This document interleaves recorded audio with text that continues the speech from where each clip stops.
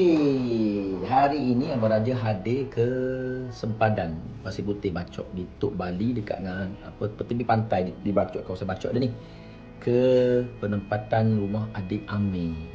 Adik Amir adalah pelajar cemerlang 4 flat College Matrikulasi Kelantan yang telah berjaya ditawarkan sambung belajar bulan 2 nanti ke National University Australia National University di Canberra.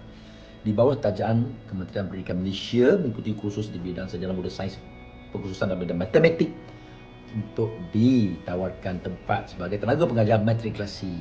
Bakal ke sana bulan 2 nanti. Jadi kita nak bantu adik Amir untuk menyempurnakan proses-proses, nak menguruskan pelepasan beliau ke luar negara. Ada keperluan di sini dari segi visanya, pengurusan keperluannya dan sebagainya.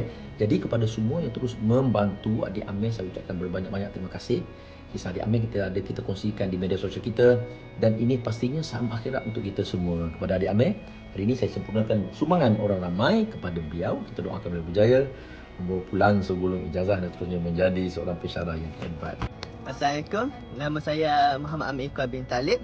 Saya akan melanjutkan pengajian ke Australia National University pada bulan 2 pada tahun hadapan. Saya ingin mengucapkan terima kasih lah kepada semua penyumbang, ibu bapa saya, pengajar-pengajar saya yang telah pun bersama saya dari awal hingga akhir sehinggalah sekarang.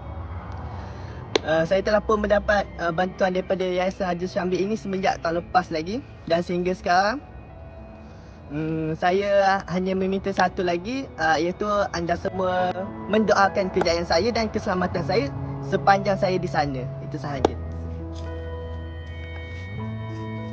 Terima kasih kepada semua penyumbang yang menyumbang untuk anak saya. Terima kasih banyak.